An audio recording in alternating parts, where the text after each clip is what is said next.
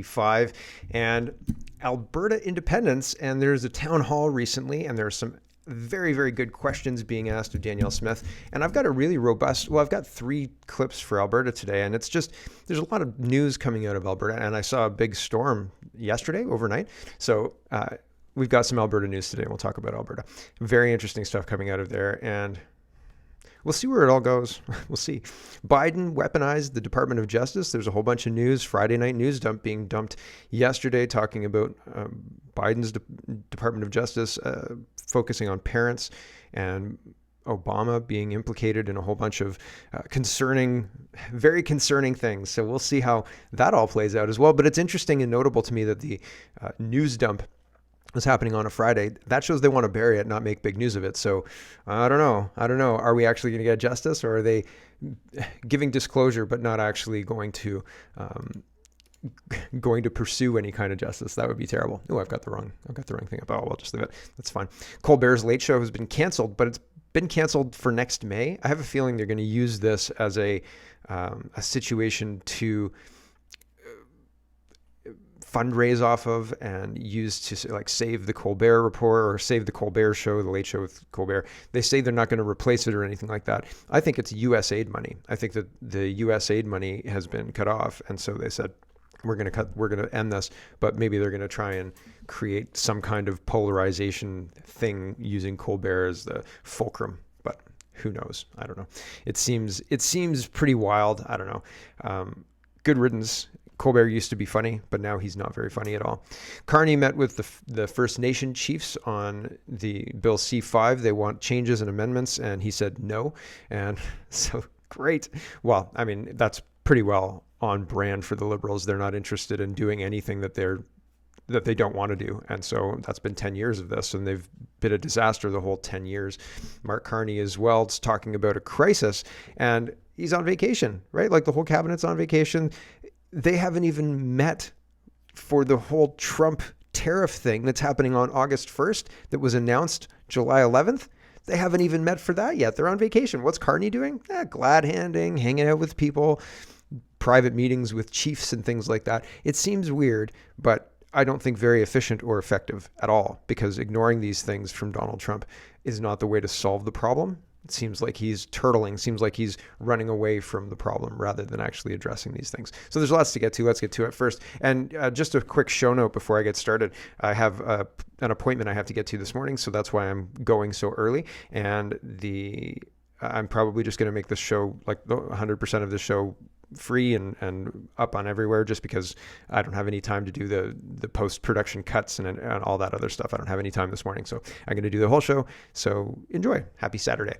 So lots to get to. Let's get to it first. Tamara Litch is pointing out to Mark Carney, in a crisis, you don't take 2 months off, buddy. You just don't, right? And Mark Carney is trying to, I don't know, advertise himself, right? Promote himself. Look how smart I am in a crisis, blah, blah, blah, blah, blah. But in a crisis, you actually deal with the situation on the 11th. When it gets announced, you recall everybody and say, this seems like a problem. Let's get ideas started. Let's get this, let's get that. Nah, we'll just wait until the end of the vacation, right? On the 23rd or whatever, 11 days. Here's Mark Carney's minute-long thingamajigger. Here we go. I know people are anxious about the current trade crisis and what it means for our country. I also know that in a crisis, you focus on what you can control. Take the steel industry. It's been heavily impacted by the trade tensions with the United States. So to protect the jobs and livelihoods that depend on steel, it's time we change how we do things. We'll import less foreign steel to make sure our Canadian steel producers get more business right here at home. We'll use a lot more Canadian steel to build big things in this country, including new homes, ports, bridges, and energy projects. And we'll invest in the training that our steel workers need to meet that demand. We won't let others determine our economic future. This is Canada. We decide what happens here. And Canadians have decided to build Canada strong with Canadian steel. Lots of people are asking as well, where does this put, and there are other steel-related news, but where does this put the BC ferries that are going to be using Chinese steel? And how are we building Canada strong if provinces are purchasing from China, right? Like, weird. So Canadian steel, not quite Canadian steel. Dan, here's that series. Dan is responding to himself. This week in Hamilton, the Prime Minister said he will target cheap foreign steel imports from China. Where does this leave the Chinese state-owned shipyard-built ferries that are being subsidized by the Canadian government federal financing? And he continues, the Carney government is financing at below market rates the purchase of Chinese-built vessels, all steel, aluminum, and value-added jobs.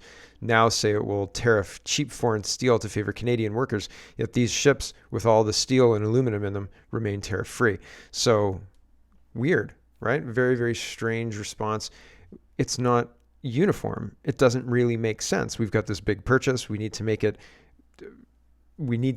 period. And I don't think there's urgency. I don't think it's like we need to make it and it has to be delivered faster than we can do it and only this Chinese shipyard could do it. That doesn't seem to be the case. It just seems that the Chinese shipyard was the best bidder, and also they stacked the deck to prevent Canadian shipyards from bidding on the project. So it seems inconsistent. The messaging is at odds with each other, right? They're conflicting, and that's strange to notice. Other people are noticing and saying, hey, that's weird. Bill C-5 is being talked about as well. APTN News says Prime Minister Mark Carney tells chiefs there will be no amendments to Bill C-5 in closed-door talks. So the APTN News got a recording of Mark Carney and the chiefs' full question and answer session.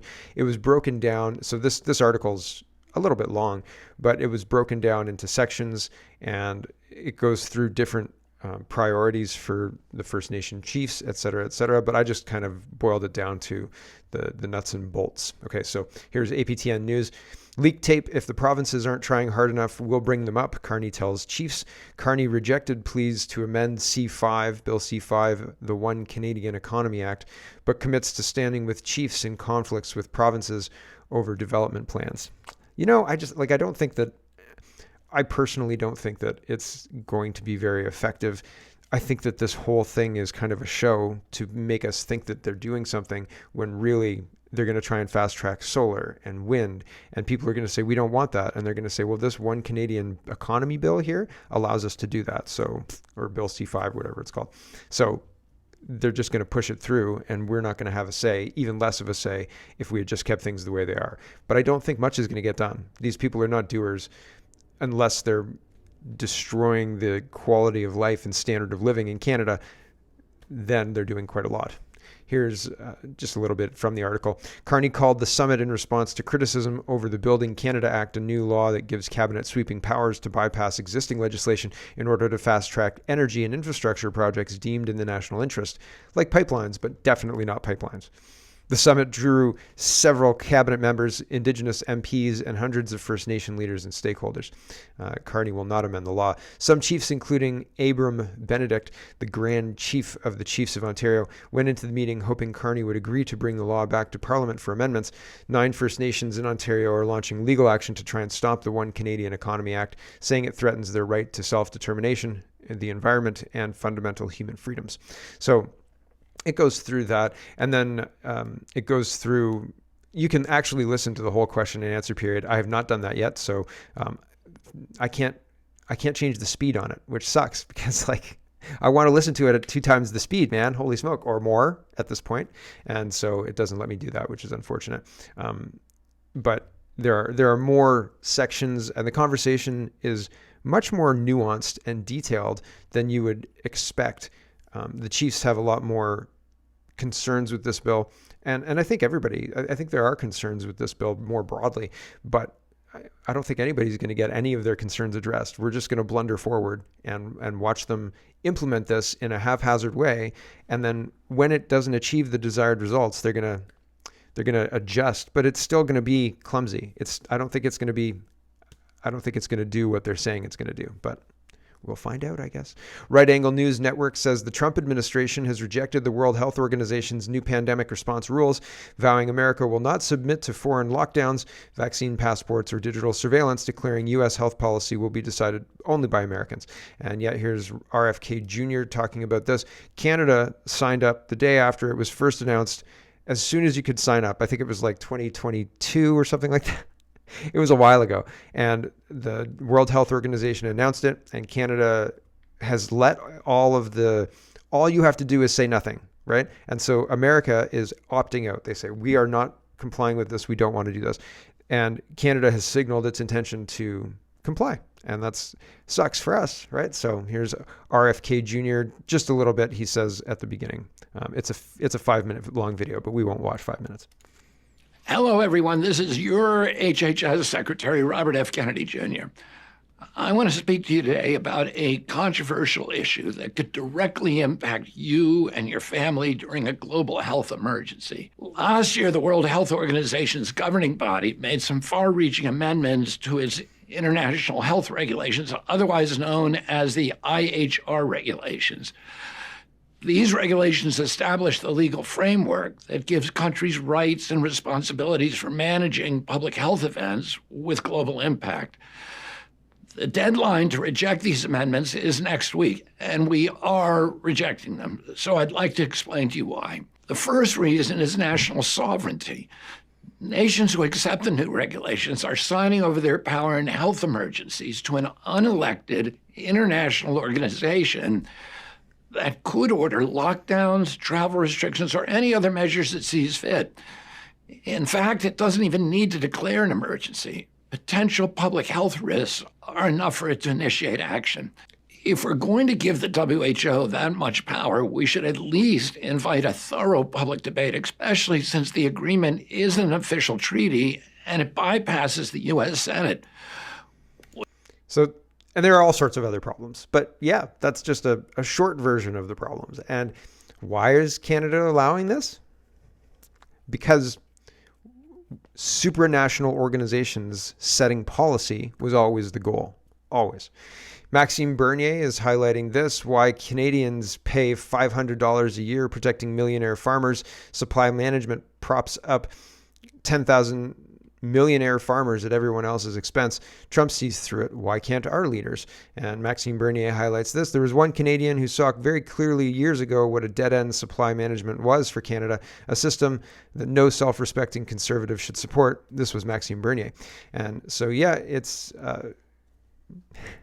we do have politicians who talk about sensible things, but unfortunately, they don't make much headway, and that's unfortunate. Justice Center for Constitutional Freedoms is talking about this update to this case. Master Warrant Officer Jeffrey Everly, retired, has lost his appeal on his conviction for mischief and obstruction in connection with entering a restricted area of Parliament Hill. And I think I've got, crime is coming right up, so maybe I'll do the crime one after this. So he lost his appeal. So he's going to be consequenced for going into a restricted area, however, on February 19th, 2022, to guard the National War Memorial. Okay, so he's going to be consequenced for that. Mr. Everly served in the Canadian Armed Forces for over 2 decades, completing successful tours in Afghanistan and Iraq, 2009 and 2019.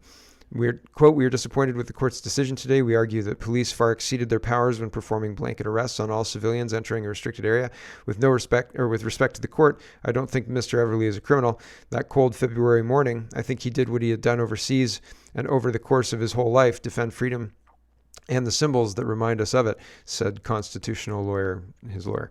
And so, yeah, I think that we have a system that is targeting people who are protesting for what they believe is the Canada they grew up in, protesting to restore some semblance of that, where meanwhile, this is crime. Meanwhile, people are getting private security. And I had like 2 other private security things because it was happening in New York, and there was a television, like a commercial for a private security firm in Ireland or a UK country, maybe it was Scotland, and they were saying, if you can't be home, somebody will be, right? And then somebody was like walking across a property and lights go on, right? And it's like the security guys there. But people are, and in this example, our Western countries have become unsafe to the point where private security instead of police are becoming a viable option, if not viable, something that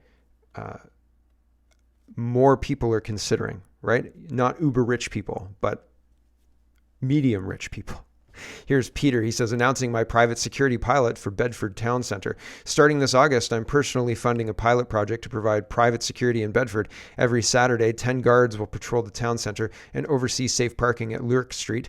Why? Because the police have failed us. More crackheads, more aggressive beggars, more shoplifters, and therefore fewer people coming into town. Women are being harassed, shops are closing, and families no longer feel safe.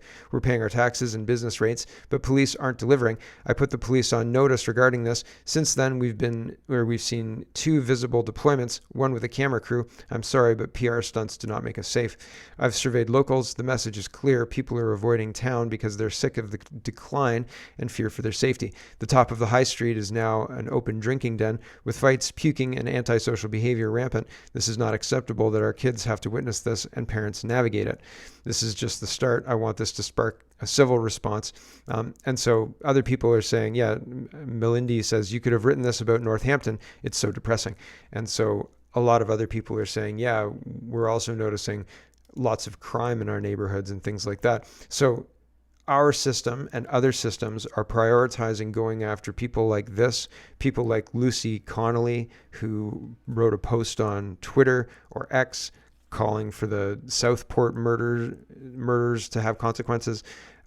And so these people are being targeted by the law, whereas people who illegally enter the country are given hotels, cell phones, free food, and legal protection against criticism, against everything. It's wild. It's absolutely incredible. And that paints a very, very scary picture of what's to come, because it sure isn't rule of law, whatever that means now, because it doesn't mean what it used to mean. Rule of law used to mean if you are an adult, you will be treated the same whether you're a bum or the prime minister. And now we know that's not true, right? They won't treat any of the elites, anybody in leadership, like a regular person. Not even a little bit, right? Very, very wild.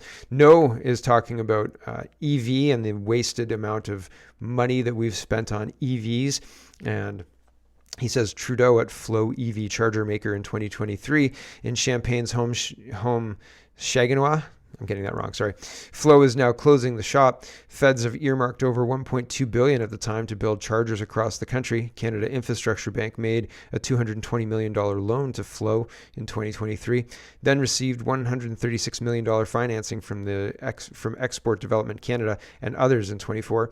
Flow CEO on closure, this decision reflects several challenging realities, trade tensions, shifting political dynamics, particularly in the U.S., and inconsistent policy signals around electric vehicles have made long-term planning extremely complex. So Trump removing California's ability to mandate electric cars in California and all of the associated stuff happening around that has impacted the Canadian market. And even a pivot to the EU is not going to save it, because it doesn't make financial sense and everybody knows it. And so that reality is hitting hard. Battery plants, charging station, things like that, all of it. And so it's very interesting. It's very interesting what's going on. And we already talked about the crime. Let's talk about the election. Andy Lee is talking about the way communists disrupt our ability to have a democracy is disrupting our elections. And Andy Lee points this out while responding to the longest ballot initiative. Okay. So Kieran S., who's acting as the official agent for dozens of candidates, dozens being up to 55, right? I think there's 55 people on the ballot in Battle River Crowfoot.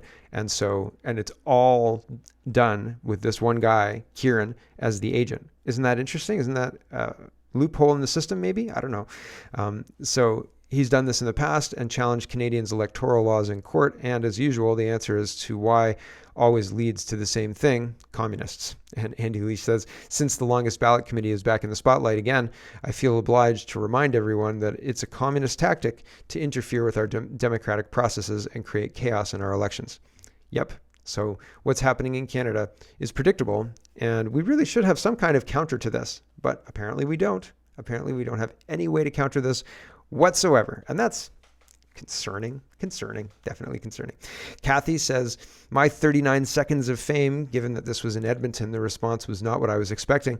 There is much hope. So here's Kathy, and she's asking Danielle Smith and all the brass, we should probably just use our power rather than not use our power. We should probably just go this pathway and see where it leads us, because we've failed to make any real change over the last 100 years for Alberta. And this pathway looks like it might yield some kind of change. She might be right. The audience agrees with her. Here we go. Hi, my name is Kathy. Alberta's grievances with Ottawa predate our becoming a province. For over 100 years, many attempts to achieve equality have been tried, all to no avail. We remember Preston Manning's The West Wants In Reform Party couldn't do it. When Harper became Prime Minister and the West was in, it didn't seem to matter. So is longing for a better deal with Ottawa actually the answer? What if negotiations actually create unintended consequences, making things even worse for us? That risk is real because we don't have any friends in Ottawa. So let's just move forward with the referendum on independence, force that constitution open.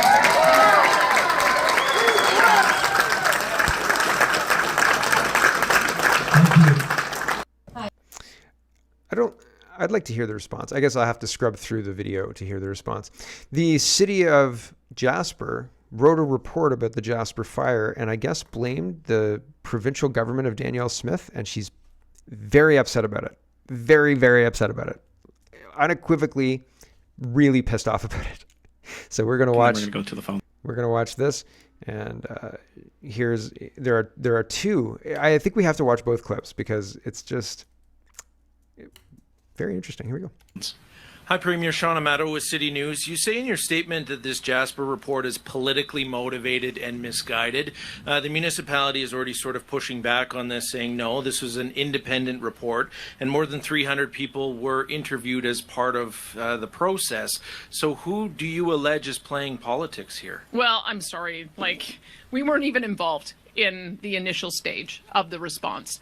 Because it's a Parks Canada fire and it's a Parks Canada response. I have to tell you, I was quite surprised with my first conversation with the Prime Minister when I was offering help, and he didn't understand that it was a Parks Canada fire. He said, we'll give you whatever help you need. And I said, no, you don't understand. We're offering to help you.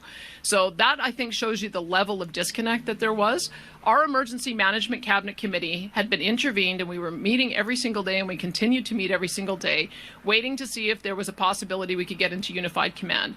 I sent notes after the breach of fire, after it was very clear they needed our help, to senior government officials, saying, let's get to unified command so that we can clean this up, go through recovery, and get back to normal. So if they're looking at their response up to that point where the fire breach, that has nothing to do with the province, and they shouldn't be trying to deflect. They should be looking at their own processes to figure out what went wrong. What I think went wrong is that they didn't do adequate fire protection and fire guard clearance, and then they didn't call in for unified command early enough. We had a lot of resources we could have brought to bear. They didn't ask for them until the fire breached the city. And by then, now you're into a cleanup mission, and it's all hands on deck at that point. So it's unfair assessment, and I don't accept it. Okay, and then we're going to go to there's a follow-up question as well, and I thought it's worth spending time for just one more question. Operator, could you put through our next caller, please? Jack Farrow with the Canadian Press. Hi, Premier. Thanks for taking my questions. I'm also going to ask about the Jasper fire. So I'm a little bit confused by your response just because the report itself says it doesn't need to lay blame. In fact, the report says that the overall response to the fire was a success. Like, nobody's getting blamed for a third of the town being burned down. But the town chief administrator, Bill Given, told me today, the point of this report was to, analyze the gaps in how to respond so that we can, all work together better for the next round if it happens. I guess I'm curious why you're taking from the report that you and your government are being blamed for this when that's not what the report says. Well, because there's a whole section that blames the Alberta government, and every member of the media has written that the report blames the Alberta government. So maybe they're backing down, maybe they regret saying so, and they should issue us an apology if that's the case, because we weren't involved. It was a Parks Canada fire. It was a Parks Canada and Jasper-led effort until the town burnt down. We only came in after the fact to help with cleaning up after the fires, removing the hot spots, and making sure that the evacuees were taken care of and that we could get them on a pathway to return home. So if they were just looking at the immediate fire response, that's on them, and we shouldn't have been mentioned at all. And then I guess I'm a bit confused about your ask for an apology. So the report was based off surveys of firefighters and other emergency personnel that were involved. So are you asking the firefighters for an apology, or are you asking the town for an Asking the town. I mean, the town went right out and say, we're not looking for to lay blame, and then they have a whole section where they laid blame. So, yeah, maybe they should reissue the report, do a little bit more self-reflection, and take that section out. We were not involved until the fire breached, and then we came in after the fact asking for unified command. Thanks. So there you go. And so that's the Jasper fire. And again, I feel like we are not... These things happen, and not to say they're intentional, but you can reasonably assume that if you don't do forestry management appropriately, eventually a fire is going to happen, and it's going to be worse than if you did do the forestry management. And so while not intentional, like I hope a fire starts today, certainly you're not doing enough to prevent the fire, not even the bare minimum. And isn't that a crime? Like if you don't do the bare minimum, right, to prevent these catastrophes, and why are they trying to lay blame with the province? It seems really... I have questions. I have so many questions. Here's Bruce Pardy, and Bruce Pardy's talking about Alberta separation, and he says the only way to negotiate really is from a position of strength, and like you're leaving, and so you have to actually do it. You have to be willing to walk out the door, you know. And so here's his opinion on Alberta separation. Do you think this is really about leaving Canada or fixing the existing system that we have? I think it has to be about leaving Canada. So here's the way I've been saying this about negotiations. Here's the way to figure out whether or not you're winning or losing this negotiation. If you try to negotiate before your referendum, as in, you go cap in hand to the federal government, here's what we need to see, please will you build us a pipeline? Can we have that? Can you change this policy? If you are going to them, you are losing. Yeah. And if they are coming to you, then you are winning. If they're coming to you and saying, please don't go, how about this? Or how about that? What would make it better enough for you to be happy to be in this country with us? That's not happening. And it won't happen until and unless the idea is to leave. I don't agree with this idea of trying to fix the problems, because that means you're not serious about leaving. Yeah. You only get their attention if you are on the way out the door. Actually leaving. Right? It's just the same thing as, legal actions don't settle usually until you get to the courtroom steps. You're about to go into the courtroom and fight. Yeah. It's at the last minute. So you got to be going out the door. Right. And so I think we're seeing now Danielle Smith making movements to prevent people even wanting to walk out the door, because then negotiation doesn't even start. The negotiation starts when you're walking out the door. That's the point, right? And I think that's why I think that Alberta should not ask Danielle Smith for her to QB this. It has to be, we're leaving, and that's that. Otherwise, it's not going to happen. Bernie is talking about replacement migration, and replacement migration is a United Nations report called Replacement Migration. I think when was it published? Something like 1999 or something like that. It's been published for a while. But this is happening. This invasion is happening, and we're watching it in real time. And that's, not great. I think not great is definitely the right terminology. Bernie says a global modeling plan from the United Nations and the United States announces that foreign-born migrants will be the only source of workforce growth. The decline in birth rates in the West will be balanced out from developing countries in the model, right, in the United Nations replacement migration model. The UN has a population division within its Department of Economic and Social Affairs, and it also turns out that they have a very large document called replacement migration. Replacement migration refers to the international migration that would be needed to offset the declines in the size of a country's population of working-age citizens, as well as to offset the overall aging of a population. To keep populations at a constant of 2020 levels by 2050, the number of migrants needed is calculated by the UN computer to be 674 million, or 13 million per year for the EU alone, and a total of 1.4 billion for Europe. In the UK, to keep the population at its 1995 levels, it would require 59 million migrants between 1995 and 2050, more than 1 million migrants a year. The overall UK population would reach 136 million. Now, this assumes that a migrant from wherever is same productivity as a British citizen. It assumes 1 for 1. So it assumes that you're going to get, say you get 10 production points for a British citizen grown up. And so they assume that a migrant is going to produce 10 production points just like a Brit. But what happens is the migrant produces less, minus, because they're on social assistance, and so are their family. And so that happens in Canada too. So the model is effed. The model is fatally flawed. The model assumes a 1-to-1 production, but it does not get that in reality. And so we're screwed. And the UN says, "Oh, don't worry about it. This is how we keep the population balanced and stuff." Nope. They're lying. They're lying liars. The overall UK population would reach 136 million in 2050, of which 80 million would be post-1995 migrants or their descendants. That would double our population. This modeling document and others is probably what leaders are basing their migration policy on, only they haven't told you that. They can't. They're not allowed to, right? And so these invasions are done for our safety, for our good, for our benefit. Without this, you wouldn't have anybody to run the old folks' homes. You wouldn't have anybody to do this and do that, because the politicians lied 40 years ago when they started this multiculturalism thing and stopped people having babies with bad economic policies. And now they're in a situation where they've realized that, we don't have the population, maybe, and also we want to flood the West with a huge population of people. And this is how we get it done, with these false reports that call for unending migration all the time. Here's an example of exactly what we're just talking about. Disclosed TV says Serbia's foreign minister indicates a plan to address its aging population with a labor mobility agreement, issuing 100,000 work permits, with Ghana's foreign minister aiming to send thousands of our young people to work in Serbia.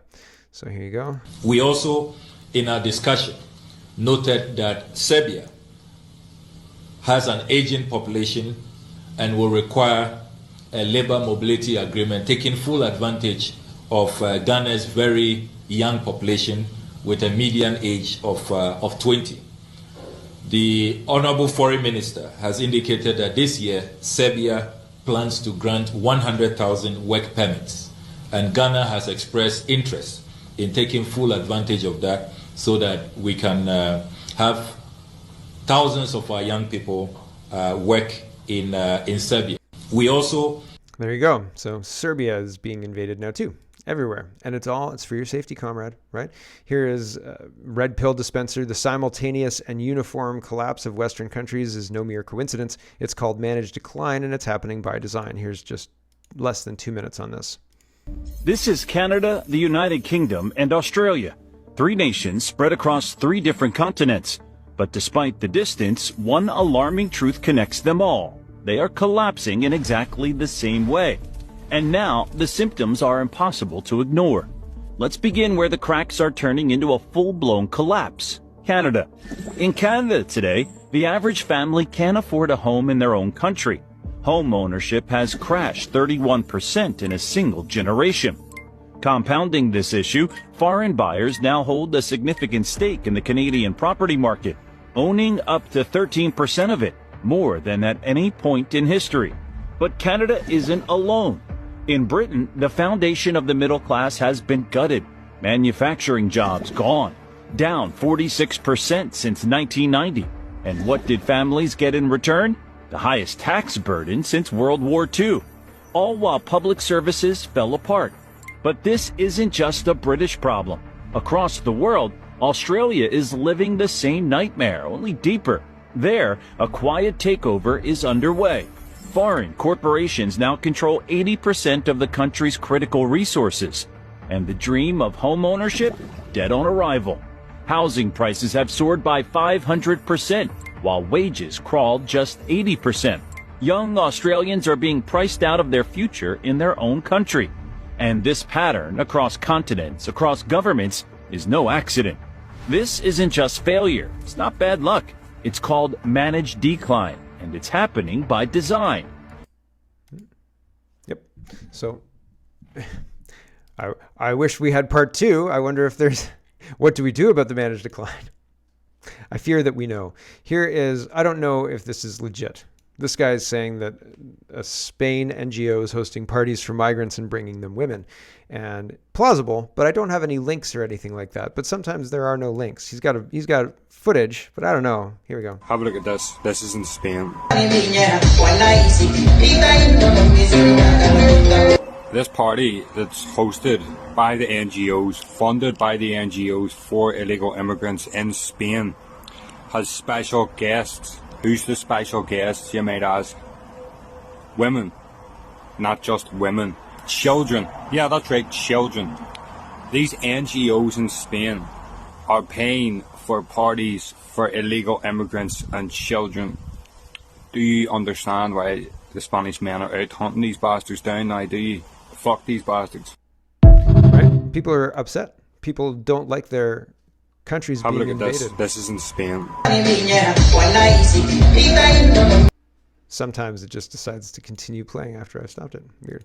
Here is some U.S. news. Fox News is breaking Obama admin manufactured intelligence to create 2016 Russian election interference narrative, documents show. It's a pretty big deal. Tulsi Gabbard's breaking it down. EXX alerts says DNI Tulsi Gabbard releases overwhelming evidence of conspiracy led by Barack Obama to orchestrate a coup against President Trump.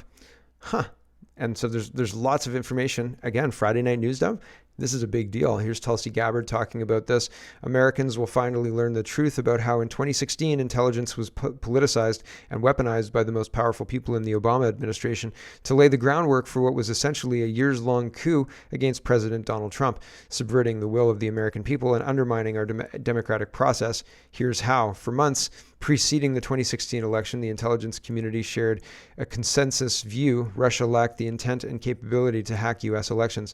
But weeks after President Trump's historic 2016 victory defeating Hillary Clinton, everything changed.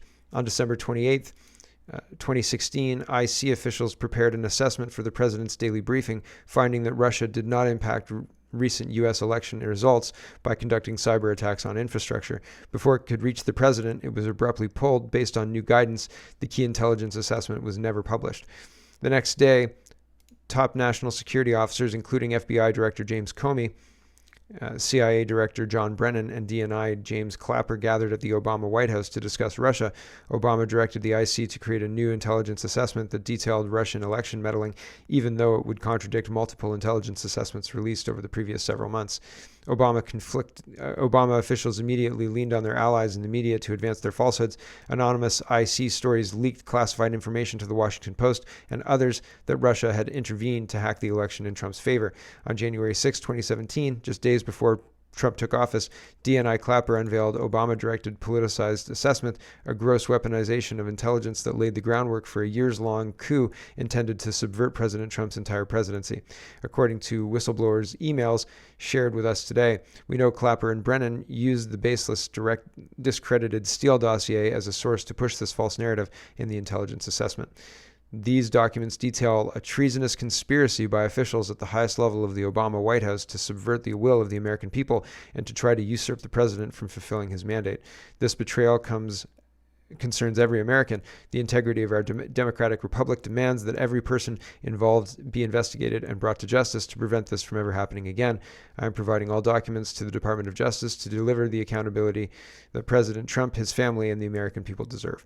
So, interesting, right? Bonnie says, finally, what we've been waiting for, read all of it and share it. So there's a official news release from the Director of National Intelligence, and it goes through it in a little bit more.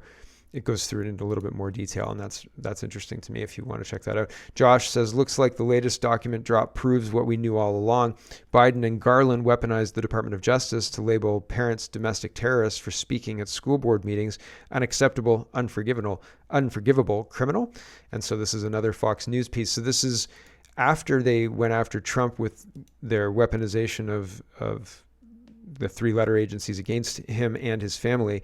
Then they weaponized the Department of Justice against families, citizens, called them domestic terrorists. Does this remind you of any country that you know? I don't know. And used the whole apparatus of the state to go after them. And now it's being laid bare, right? And so will we see some kind of justice for this? Will people go to jail for this? Is anybody going to be arrested at all? Will Trump drain the swamp eventually? I have no idea. We'll see. But it seems like these things coming out is a step in that direction, towards arrests anyway. So we'll see. I have no idea. Benny says, don't miss this, the single most important moment of transparency in U.S. government history. The Director of National Intelligence, Tulsi Gabbard, just declassified proof of treason by President Obama. I've never in my life seen the intelligence community declassify proof of their own crimes against the American people. The evidence is astonishing. U.S. Intel admitted Russia did not hack the 2016 election. Obama pushed the Russia hoax to sabotage Trump. The Steele dossier was fake, but Comey used it anyway. Brennan and Clapper entrenched the hoax deep into the Intel community and punished whistleblowers. Corporate media was used to launder fake government propaganda relentlessly. The Russia probe was an insurrectionist plan to take down Trump. They knew Russia didn't interfere in the election, yet they fabricated intelligence to justify a years-long effort to overthrow Trump. This was a deliberate campaign of treason aimed at removing a legitimately elected president. The treason is exposed. We have the names. Now it's time to hold them accountable. Yep. So we'll see if that actually happens. We'll see. Fingers crossed. I mean, I don't know what else you can do as somebody in a position of power. Declassify all the crimes and say, look, we committed a bunch of crimes. Anybody going to arrest anybody? I haven't heard of any arrests yet. So Brennan, Clapper, Comey, nothing yet. So I'll let you know if we do hear about that, though. So if they lawyer up, I'm sure we'll hear about it too. This guy says, EU launches new sanctions against Russia for more effective oil price. I just think that it's interesting. The EU is trying to stoke the flames of war as the USA is finding out that Russia didn't do anything, actually. And it was the three-letter agencies who were doing it all along, right? And surprised? No, of course not. Of course not. Here's global news. They're reporting that Stephen Colbert is just going to go away. Thank goodness. Prayers do get answers, everyone. Here's global news. Stephen Colbert said he's not being replaced as host and said the entire show is just going away. So I think that the Late Show is Mockingbird Media, paid for fully, up and down, all of it, the whole production, paid for by U.S. aid funds. And now that the U.S. aid funds are gone, and there was just recently the votes that enshrined all that, sent a whole bunch of packages to Trump's desk, defunding NPR, defunding a whole bunch of other stuff. I think all that money drying up is directly impacting this. Now they're going to try and directly impacting Colbert's show, and they're going to try and kind of Tai Chi it and turn it into a Save Colbert rally, like, oh, we've got to save my show. Everybody, let's watch. Everybody who watches the show, we got to save the show. But I think it's going to fail completely. So the show's just going away. Great. Good news. Here he is saying it, that the show is just going to go away. Before we start the show, I want to let you know something that I found out just last night. Next year will be our last season. The network will be ending The Late Show in May. And they all boo, blah, blah, blah, blah. That's it. I just wanted you to see that. The reason that I think that it's U.S. aid paid for and Mockingbird Media and part of that apparatus is this. Eric says, remember in August of 2020 when Kamala Harris used an appearance on Colbert's show to encourage the Black Lives BLM rioters to not stop, even after months of fires and death and destruction? The show got what it deserved. Yeah, but I think that further than that, I think that if you look, you'll find evidence that there was funding, U.S. aid funding or government funding, NPR funding, some kind of funding that was making this possible and giving access to politicians like this. Here we go. That's right. But they're not going to stop. They're not going to stop. And this is a movement, I'm telling you. They're not going to stop. And everyone beware, because they're not going to stop. They're not going to stop before Election Day in November, and they're not going to stop after Election Day. And so she's giving them direction. Everyone should take note of that on both levels, that they're not going to let up, and they should not. And we should. That's right. So she is giving them direction. She's telling them what to do, right? And that's inappropriate for vice president, inappropriate for a presidential candidate, right? Black Lives Matter riots, they shouldn't stop, and we shouldn't stop, and we should fight, and blah, blah, blah. Bullshit. Kyle is talking about, let's move on to Epstein a little bit. The Justice Department's bid to release the Epstein files, or the Epstein grand jury info, comes with a huge caveat that it will seek to redact not just victim information, but other personal identifying information. Darn. So the Epstein list, fully redacted. Here's the list. What's wrong with you? Here's all of it. Transparent as all get out, right? You can read everything but the names. Of course. That sounds perfect. I love it. I love it, right? I mean, we'll give you the list. You just can't read it.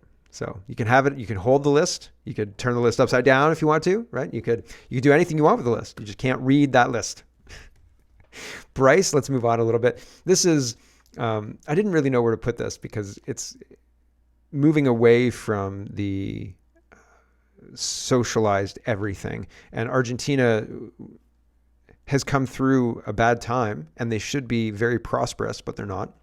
And so a lot of people blame bad governance and bad policies. And so Malai's in there trying to fix those things. And so part of fixing those things, Rob Ford made the garbage private in Toronto, and that solved problems with garbage pickup in Toronto, right? And so if we extrapolate out, that's probably a good idea for a lot of things like education and healthcare, because the government's terrible at delivering product and private business is really good at delivering product usually, right? And if they're not good at delivering product, then somebody notices that and says, I bet you I could deliver whatever this is better than these guys. And then they start delivering it better, and then they become the leader, right? And then those other guys go out of business because they're bad at it, right? Whereas in a government monopoly, they can say, we're going to kill those ostriches, right? And you can't do anything about it. So anyway, I digress. I'm crossing some streams there, but Bryce is talking about what Malai is doing in Argentina, and we're decades away from fixing our problems like this. Like,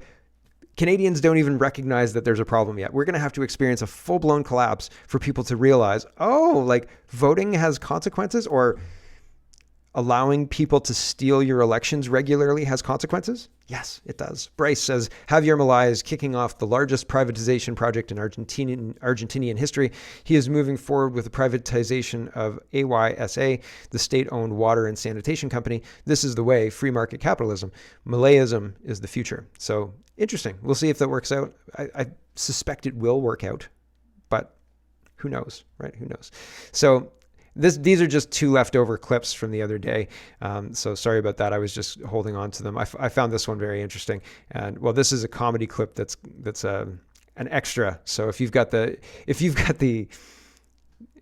on the Canada Poly paid show or whatever, you'll be able to get this, because I'll put the links up, but I'm not going to show this because it's on YouTube and it's just going to mess with the algorithm, et cetera, et cetera. Anyway, so I've got a thing to get to, and my gosh, we're right on time. It's perfect. Thanks for watching, everybody. Thanks for your support, and have a wonderful, wonderful